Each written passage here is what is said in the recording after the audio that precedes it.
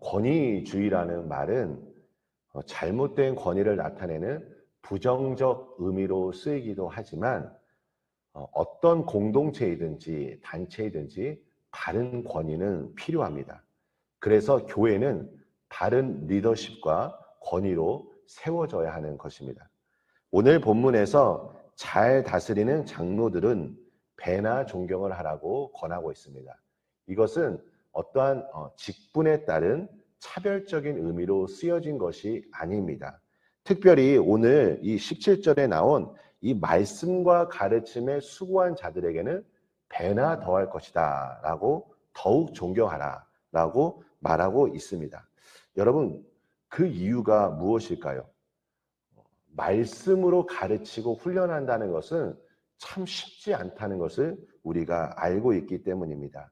이 가르침이 지켜지는 사역까지 이루어지기 위해서는 많은 수고와 섬김이 있어야 한다는 것입니다. 그래서 어떤 교회는 이 직분을 세울 때 세우는 한 가지 원칙이 무엇이냐면 누군가를 양육하였던 경험이 있는가를 꼭 체크합니다. 우리 사랑하는 성도님들, 누군가를 양육한 경험이 있으십니까? 누군가에게 하나님의 그 십자가의 복음을 전해본 경험이 있으십니까?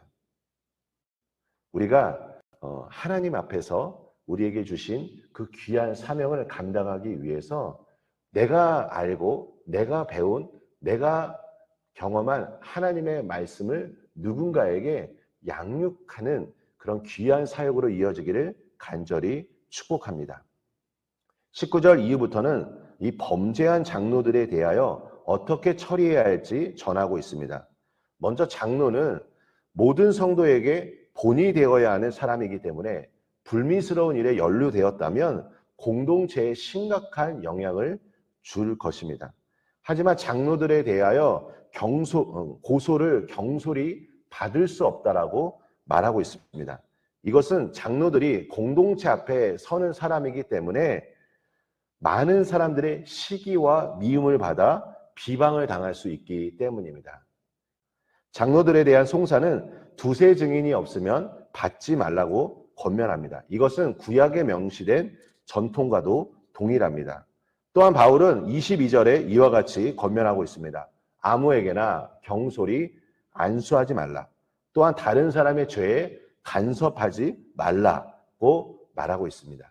여러분, 이것은 어떤 의미입니까? 목회자로서 철저히 중립적인 입장을 취하라는 것입니다. 성도님들 중에 이제 여러 가지 이 나라에 관련해서, 이 정치에 관련해서 여러 가지 의견을 목회자에게 이야기해 줄 때도 있습니다.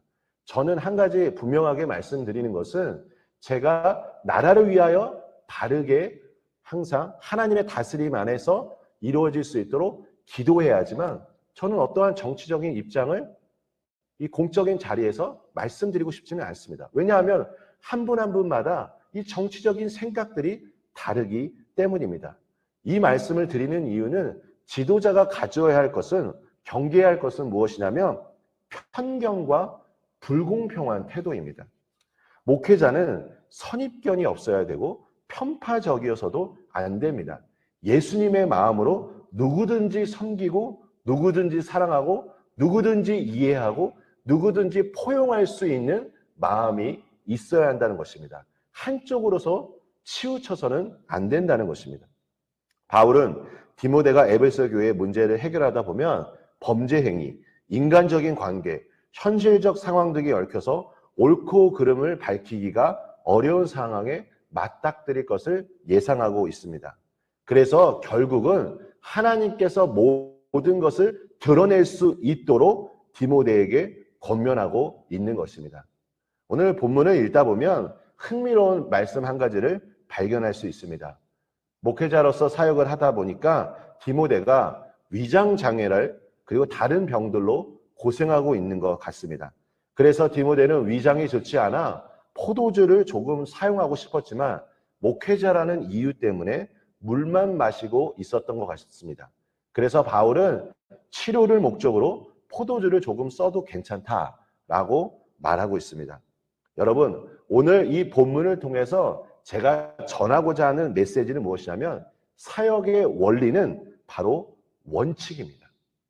이 원칙은 목회자가 가지고 있는 경험과 지식이 아니라 하나님의 말씀을 근거로 원칙 있는 사역을 이루는 것입니다.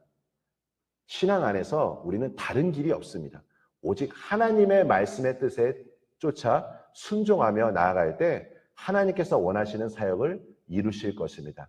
우리 사랑하는 성도님들, 오늘도 우리가 누군가를 위해서 기도하고 그리고 내 안에 하나님이 주신 그 말씀의 뜻을 쫓아 순종하며 나아가시는 우리 모든 성도님들 되시길 예수님의 이름으로 축원합니다. 우리 함께 기도하겠습니다.